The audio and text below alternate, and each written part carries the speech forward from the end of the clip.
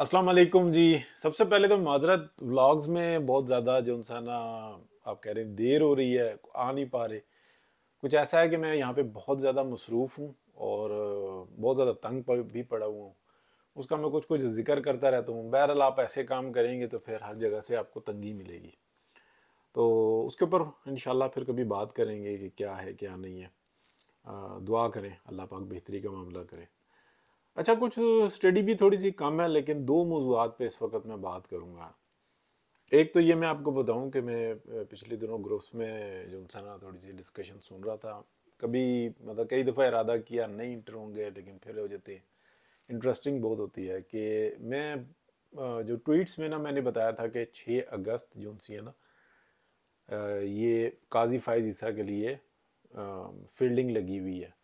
तो 6 अगस्त को एक साहब हैं इंजीनियर मोहम्मद अली मिर्ज़ा साहब, उनके ऊपर अटैक हुआ। तो वहाँ पे ये डिस्कस हो रही थी कि आया ये वही है जिसके ऊपर इतलात थी। तो ये वो नहीं है, ये इत्तफाक ऐसा है कि वो डेट मिल गई। वो फिर जो उनसे है ना, क्योंकि बहुत ज़्यादा शोर पड़ा और इन्फॉर्मेशन आगे पास हो गई थी। तो 6 अगस्त वाला जो काजी फाइज ईसा के लिए बाकायदा आप कह लेंगे फील्डिंग लगी हुई थी कि उनको कैसे पहुंचाना है, नुकसान पहुंचाना है। अब 6 अगस्त का मतलब ये होता है कि कोई डेट ऐसी आती है तो उससे थोड़ा सा आगे पीछे भी हो सकता है, लेकिन ऐसा हुआ ही नहीं, शुक्र अल्हम्दुलिल्लाह। अभी वो चीफ जस्टिस है और बहुत ही बड़ी बात है। तो ये डिस्कशन थी, तो मैंने कहा आपको बताऊं कि ऐसा था।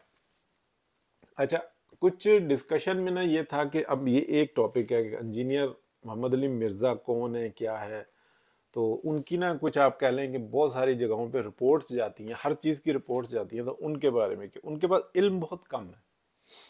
अच्छा, उनका अंदाज जो है ना वो बिल्कुल जुदा है, यानी कि डंडे मारने वाला। ये बिल्कुल ऐसे है कि जो बहुत बड़ी तादाद में उलमा हैं और उलमाए हक, जो हक पर चलने वाले उलमा हैं, वो ऐसे बेचारे होते हैं कि उनको पैसे से तो गर्ज नहीं होती।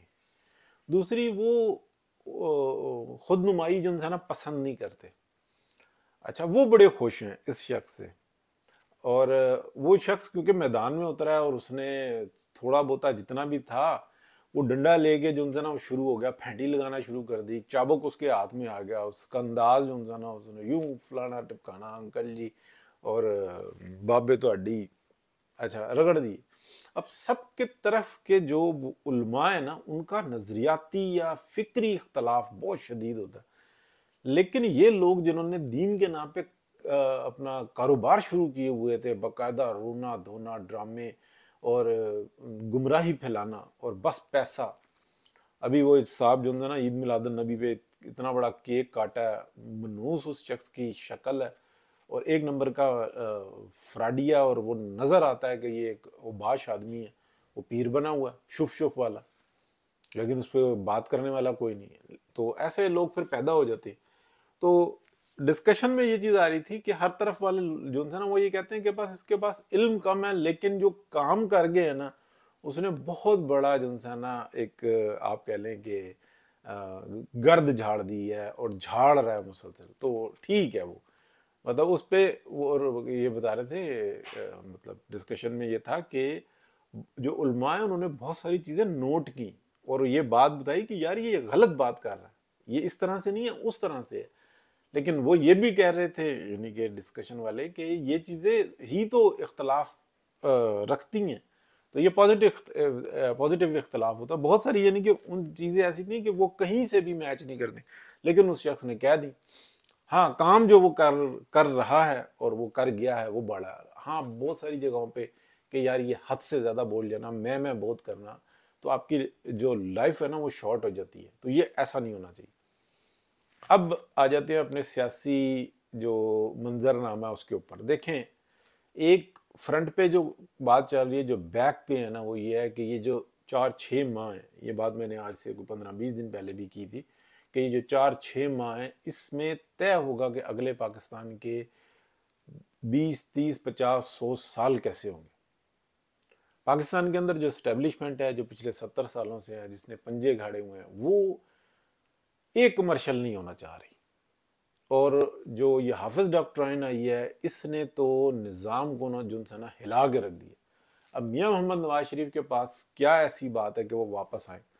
इस सारे सिलसिले के अंदर ना जो पसे पर्दा आ रहा है ना कि कोई इतना नुकसान नहीं पहुंचा पा रहा या पहुंचाया मियां मोहम्मद नवाज शरीफ को और उनके नज़रिए और उनके सोच को, यानी कि जो वो सिविल सुप्रीमेसी की और सिविलियन बालादस्ती की नहीं, सिविलियन खुशहाली की जो वो जंग लड़ रहे हैं। वो ये कहते हैं कि सिविलियन वही है ना जो आज़ाद भी हो, फिर वो खुद मुख्तार हो, और सबसे बढ़कर वो खुशहाल हो। जब वो खुशहाल होगा तो फैसले होगा ना। गरीब आदमी जितनी मर्जी हक की बातें करता रहा, इसने मेरे साथ वो ज्यादती की, वो ज्यादती की, मेरा ये हक बनता था, और एक अमीर आदमी तगड़ा और पावरफुल वो कहता है ये है और मेरा हक है और मुझे दो, तुम कौन हो? ऐसे ही फर्क होता है ना। तो बेचारा सिविलियन तो इस टाइम में रुला हुआ है।